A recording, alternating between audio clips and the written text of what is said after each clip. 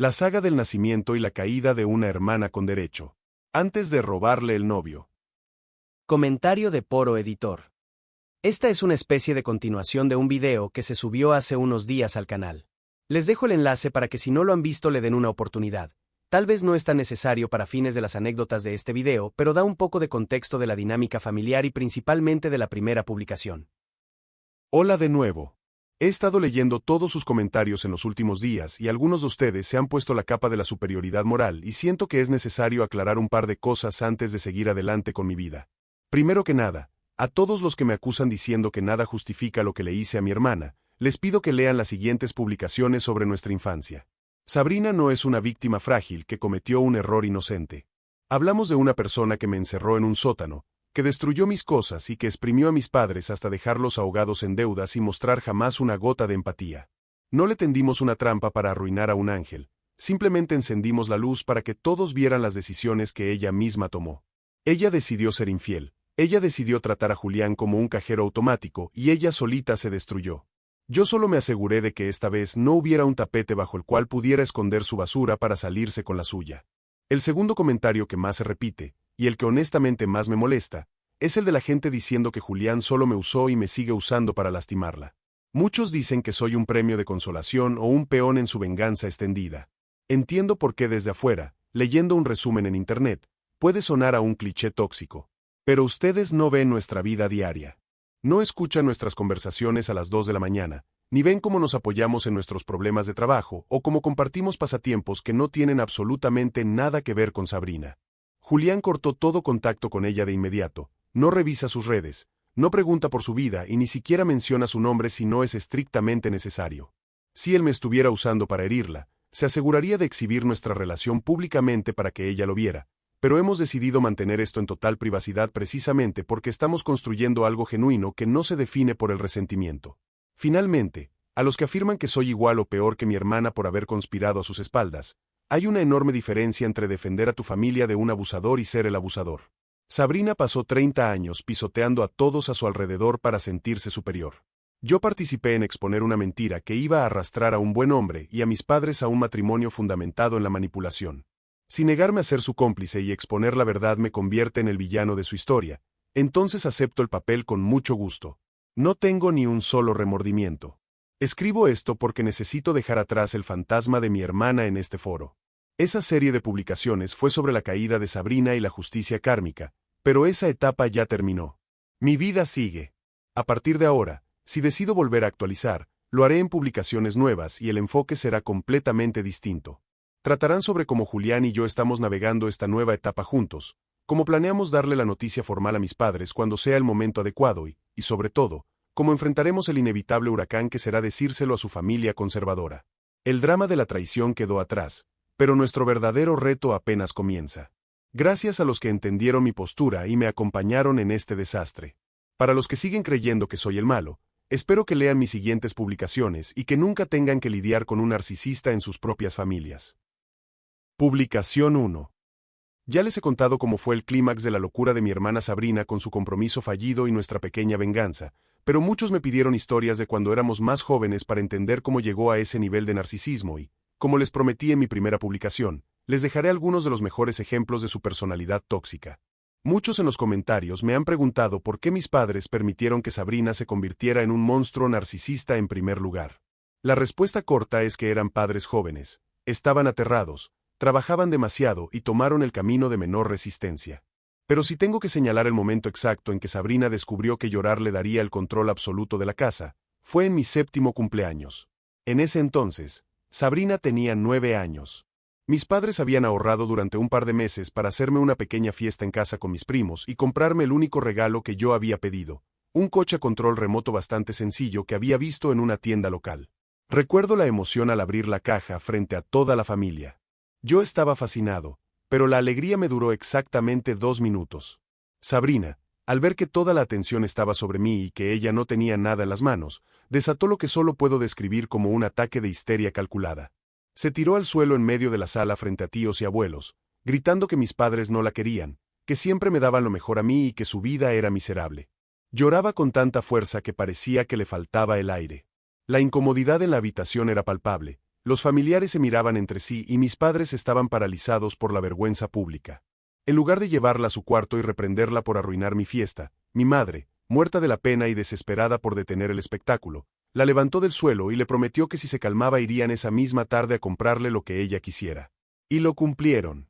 Dejaron mi fiesta a medias. Mi padre se llevó a Sabrina a la tienda y regresó con una casa de muñecas enorme que costaba el triple que mi coche a control remoto. Ese día, sentada en la alfombra abriendo su juguete gigante mientras yo jugaba en una esquina con mi cochecito, Sabrina me miró con una sonrisa de suficiencia que nunca se me va a olvidar. Ella había decodificado el sistema. Si hacía el suficiente ruido y causaba la suficiente vergüenza, mis padres harían cualquier cosa con tal de silenciarla. Ese fue el principio del fin. Publicación 2. A medida que fuimos creciendo, la táctica de Sabrina evolucionó. Ya no se tiraba al suelo, sino que usaba la manipulación emocional y la culpa para exprimir los pocos recursos que teníamos. Esta anécdota pasó cuando yo tenía unos 11 años y ella 13, justo en la etapa en la que la presión social en la escuela secundaria empieza a ser brutal. Yo necesitaba zapatos nuevos con urgencia. Mis tenis estaban tan gastados que la suela se había despegado en la punta y cuando llovía regresaba con los calcetines empapados. Mi padre me prometió que el fin de semana de quincena iríamos a comprar un buen par de zapatos deportivos para que me duraran todo el año escolar. Yo estaba emocionado porque rara vez estrenaba algo que no fuera heredado de algún primo mayor. El problema surgió el jueves de esa misma semana. Sabrina anunció en la cena que la habían invitado a la fiesta de graduación de los de último año de su secundaria y que necesitaba un vestido de diseñador para no ser la burla del colegio. Mi madre le explicó suavemente que el presupuesto de esa quincena estaba destinado a la comida, los servicios y mis zapatos, y que podía usar un vestido muy bonito que ya tenía en el armario. Sabrina inició una huelga de hambre. Dejó de hablarles, se encerraba en su cuarto a llorar a gritos para que los vecinos escucharan y le decía a mi madre que su reputación social estaba arruinada para siempre por culpa de su pobreza. Fueron 3 días de un ambiente tóxico, pesado y lleno de reproches. Mis padres, que en ese momento trabajaban turnos larguísimos y llegaban a casa solo queriendo paz, terminaron cediendo al chantaje emocional. Llegó el sábado. Mi madre llevó a Sabrina a una tienda departamental cara y le compró el vestido que quería. Cuando mi padre y yo fuimos a buscar mis zapatos, el dinero simplemente no alcanzaba. Me llevó al pasillo de rebajas de un supermercado y me compró un par de tenis genéricos, de plástico duro, que me lastimaban los talones. En el camino de regreso en el auto, mi padre no dijo una sola palabra. Tenía las manos apretadas en el volante y los ojos cristalizados de culpa. Yo no me quejé, le dije que los zapatos estaban bien, pero en el fondo entendí mi posición en la familia. Comprendí que las necesidades de Sabrina siempre, sin importar qué tan superficiales fueran, iban a aplastar mis necesidades básicas simplemente porque mis padres no tenían la energía para enfrentarse a su maldad. Fue en ese momento cuando decidí que, tan pronto como tuviera edad, conseguiría un trabajo de medio tiempo para no tener que depender de ellos ni competir contra los berrinches de mi hermana jamás. Publicación 3. Esta es, probablemente, una de las memorias que más me marcaron. Yo tenía 16 años y ella 18. Como ya saben, mis padres nunca tuvieron mucho dinero y desde temprano entendí que, si quería un futuro, tenía que pagarlo yo mismo. Trabajaba turnos dobles los fines de semana y guardaba cada billete en una caja fuerte pequeña que escondía en mi cuarto. Sabrina, por otro lado, estaba obsesionada con la idea de que ella merecía ir a un viaje de graduación a Europa con las chicas ricas de su escuela. Obviamente, mis padres le dijeron que no había forma de pagarlo. Una tarde, me acorraló en la cocina. Me exigió que le diera el dinero de mi caja. Según su lógica torcida, yo era egoísta por acaparar dinero que ella necesitaba urgentemente para su desarrollo personal, afirmando que mi educación no importaba tanto como sus conexiones sociales. Me negué rotundamente y le dije que estaba loca si creía que le daría el fruto de mi trabajo de un año. Su reacción no fue solo gritar.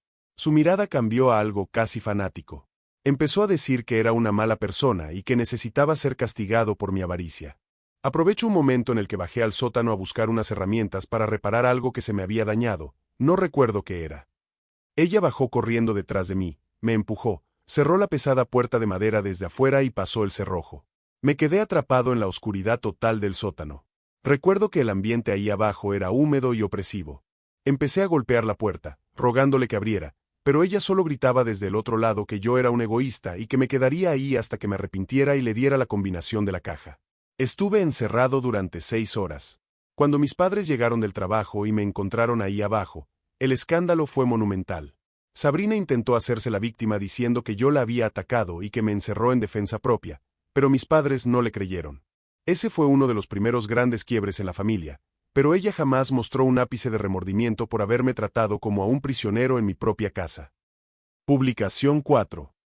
Esta historia ocurrió unos meses después del incidente del sótano. Sí, el ambiente en casa ya era un campo de minas por aquel entonces. Sabrina siempre fue experta en manipular a la gente para que hiciera sus responsabilidades. En la escuela, tenía un ejército de chicos detrás de ella haciéndole los trabajos a cambio de una sonrisa. Pero cuando entró a su breve etapa universitaria, antes de que mis padres la echaran, los profesores no eran tan permisivos. Tenía que entregar un ensayo larguísimo y se dio cuenta la noche anterior de que no tenía nada escrito. Esa noche, yo estaba agotado después de un turno pesado en la cafetería. Entró a mi cuarto sin tocar y me tiró sus libros en la cama, exigiéndome que le escribiera el ensayo porque yo era bueno para esas cosas de nerds y ella necesitaba dormir para no tener ojeras al día siguiente. Le dije que no, que estaba cansado y que era su responsabilidad. Me miró con esa furia fría que la caracteriza, recogió sus libros y salió dando un portazo. Pensé que ahí había terminado todo. Al día siguiente, cuando regresé de la escuela, noté que algo faltaba en mi cuarto. Debajo de mi cama, siempre guardaba un viejo baúl de madera.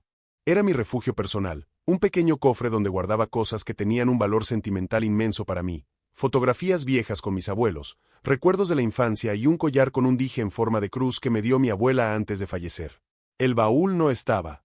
Entré en pánico y busqué por toda la casa. Fui a la sala y encontré a Sabrina pintándose las uñas viendo la televisión. Le pregunté directamente si había tocado mis cosas. Me miró con una sonrisa torcida y me dijo, «Ayer me di cuenta de que acumulas mucha basura. Como no quisiste ayudarme, decidí ayudarte yo a ti a limpiar tu cuarto. Lo tiré todo al contenedor de basura de la calle esta mañana. Ya pasó el camión». Sentí que me hervía la sangre. Salí corriendo a la calle, pero el contenedor estaba vacío. Mi baúl, con mis recuerdos más preciados, se había ido para siempre. Cuando le reclamé llorando de rabia, me respondió que tal vez la próxima vez aprendería a ser un buen hermano y a colaborar cuando ella me lo pidiera. Mis padres la castigaron quitándole privilegios, pero el daño ya estaba hecho. Entendí que, para Sabrina, cualquier cosa que yo amara era solo una herramienta que podía usar para lastimarme si no cumplía sus caprichos. Publicación 5. Esta anécdota ocurre justo en la época en la que el ambiente en casa empezó a cambiar de una tensión constante a un agotamiento total. Mis padres ya no intentaban complacer a Sabrina, simplemente sobrevivían a ella. Se les notaba en la cara, mi madre empezó a tener ojeras permanentes y mi padre parecía haber envejecido 10 años de golpe. Estaban física y emocionalmente vacíos. Era el aniversario de bodas de mis padres. Mi papá había trabajado horas extras durante un mes para poder llevar a mi madre a un restaurante decente y comprarle un collar modesto. Era su día, su momento para olvidar las deudas y el estrés. Sabrina, por supuesto, no podía soportar que la atención no estuviera centrada en ella. Cuando mis padres bajaron arreglados para salir, Sabrina los interceptó en la sala y les exigió que le dieran el dinero de la cena. Su excusa era que ella había sido invitada a una fiesta exclusiva esa misma noche y necesitaba el dinero para no hacer el ridículo, argumentando que el aniversario de ellos no importaba porque ya estaban viejos y su futuro social era más relevante. Antes, mis padres hubieran tratado de negociar o mi madre le hubiera ofrecido su propia ropa para calmarla. Esta vez no, mi madre simplemente la miró con una expresión de tristeza profunda, una mirada opaca que me heló la sangre. Mi padre, por otro lado, llegó a su límite. No gritó de inmediato, pero respiró hondo, agarró un jarrón de cerámica que estaba en una pequeña repisa y lo estrelló contra el suelo con una fuerza aterradora. El sonido del jarrón rompiéndose nos hizo saltar a todos. Mi padre se giró hacia ella con los ojos inyectados en sangre y le dijo con una voz ronca que apenas reconocí, «Nos has exprimido hasta dejarnos secos. No tenemos nada más para darte, ni dinero ni paciencia. Hoy es nuestra noche y si no te gusta, la puerta es bastante grande». Sabrina intentó hacer su clásico berrinche y hacerse la víctima ofendida, pero por primera vez, nadie le hizo caso. Mis padres salieron de la casa pisando los restos del jarrón y la dejaron ahí, gritándole a las paredes. Esa noche fue la primera vez que vi a mis padres dejar de ser sus rehenes emocionales. Publicación 6. Este fue el evento que lo detonó todo y que conectará con lo que les conté en mi primera publicación sobre cómo se fue de la casa al cumplir la mayoría de edad. Faltaban unas semanas para el cumpleaños número 18 de Sabrina. La tensión desde el incidente del aniversario era insoportable. Mis padres apenas le hablaban, Se limitaban a lo estrictamente necesario. Sabrina, en su delirio de grandeza, pensó que su cumpleaños sería el momento en que volvería a tomar el control de la familia. Nos convocó en la sala y nos presentó un presupuesto para su fiesta. Quería alquilar un salón, contratar un DJ, comprar alcohol a escondidas y tener un vestido que costaba más que el alquiler de nuestra casa. Mi padre tomó la hoja de papel, la miró por unos segundos y luego la dejó sobre la mesa. Mi madre se sentó en el sofá y se frotó la cara con las manos, soltando un suspiro que sonaba a derrota absoluta. No hay fiesta, Sabrina, dijo mi madre con un tono tan plano y carente de emoción que daba miedo. No hay dinero para esto, y aunque lo hubiera, no te lo mereces. Sabrina estalló. Empezó a gritar que éramos la peor familia del mundo, que le estábamos arruinando la vida y que era nuestra obligación como padres darle el inicio a la vida adulta que ella requería. Llamó a mi padre un fracasado y a mi madre una mediocre. Yo estaba listo para intervenir, pero mi padre levantó la mano para detenerme. Se levantó, fue al escritorio, sacó una carpeta llena de facturas, estados de cuenta y avisos de cobro, y los tiró sobre la mesa frente a ella. Esta es nuestra realidad por tratar de darte todo lo que exigías cuando eras niña, le dijo él, mirándola con un desprecio que nunca le había visto. Estamos ahogados. Tu madre trabaja con dolor de espalda todos los días y yo apenas duermo. Ya no vamos a financiar tu fantasía de niña rica. Sabrina se burló, diciendo que esos eran problemas de adultos y que ella solo quería lo que era justo. Fue entonces cuando mi madre, sin levantar la voz, soltó la bomba. Le dijo que su amor por ella seguía ahí por ser su hija, pero que el respeto y la tolerancia se habían agotado por completo. Le dieron un mes. 30 días a partir de su cumpleaños para conseguir un trabajo de tiempo completo y empezar a pagar alquiler en la casa, o tendría que empacar sus cosas e irse. Ella se rió en sus caras pensando que era un engaño, pero el hartazgo en los ojos de mis padres era tan real que incluso yo sentí lástima por ella en ese momento porque sabía que su mundo se iba a derrumbar. Y bueno, ya saben cómo terminó eso. No consiguió trabajo, hizo sus maletas gritando amenazas y mis padres no derramaron ni una sola lágrima cuando cruzó la puerta. Publicación 7. Esta historia ocurre durante mis años universitarios, mucho antes del desastre con Julián y la fiesta de compromiso, en esa época en la que Sabrina ya había sido expulsada de la casa y manteníamos un contacto casi nulo. Es importante contarla porque demuestra perfectamente cómo mi hermana siempre ha visto a las personas no como seres humanos, sino como herramientas para alimentar su propio ego. Como mencioné en mi primera publicación, durante la universidad decidí salir del closet como bisexual.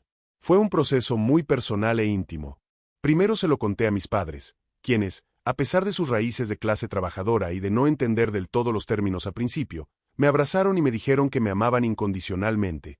Sentí un alivio inmenso. Poco a poco lo fui haciendo público entre mis amigos y en mis redes sociales de aquel entonces. Sabrina y yo no nos seguíamos en ninguna plataforma, pero ya saben cómo son los pueblos pequeños y los chismes de familiares lejanos. La noticia le llegó.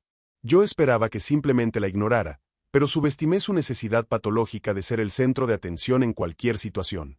Un martes por la tarde, mi teléfono vibró. Era un mensaje de un número desconocido, pero la forma de escribirla delató de inmediato. Kev, hermano perdido. Me acabo de enterar de las noticias y estoy llorando de la emoción. ¡Qué increíble! Siempre supe que tenías un gran estilo. Tenemos que vernos ya. Necesito que me acompañes a comprar ropa el fin de semana y me des tu opinión. Siento que por fin vamos a ser los mejores amigos. Leí el mensaje 3 veces para asegurarme de que no estaba alucinando. Llevábamos años sin hablarnos. La última vez que nos vimos en persona me había gritado que yo era un perdedor. Y de repente, al enterarse de mi orientación sexual, su cerebro narcisista no vio a un hermano compartiendo algo importante de su vida, vio la oportunidad de adquirir el accesorio definitivo que toda chica como ella sentía que debía tener, el mejor amigo gay estereotipado de las películas para lucirlo en sus fotos. Ni siquiera le importó el hecho de que soy bisexual, simplemente me encasilló en la caricatura que a ella le convenía. Quería que yo fuera su asistente de compras personal, alguien que le aplaudiera sus vestidos y la hiciera ver como una persona moderna, tolerante y fabulosa ante sus amigas. Me dio tanto asco que ni siquiera me molesté en escribirle una respuesta elaborada. Simplemente bloqueé el número y seguí con mi día. Sabía que cualquier respuesta, incluso un déjame en paz, le daría el drama del que ella se alimenta. El contacto cero absoluto era mi única defensa. Al no obtener respuesta, el ego de Sabrina no lo soportó. Su ilusión de ser la protagonista inclusiva de su propia película se derrumbó y pasó directamente a la fase de ataque. Como no podía gritarme en persona, utilizó su cuenta de Facebook como megáfono. Empezó con indirectas pasivo-agresivas, de esas que no mencionan nombres pero que todos saben para quién son.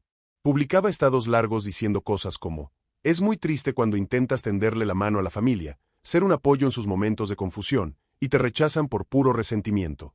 Algunas personas están tan amargadas que prefieren alejar a quienes de verdad los aceptan. Yo me reía leyendo las capturas de pantalla que me pasaba un primo.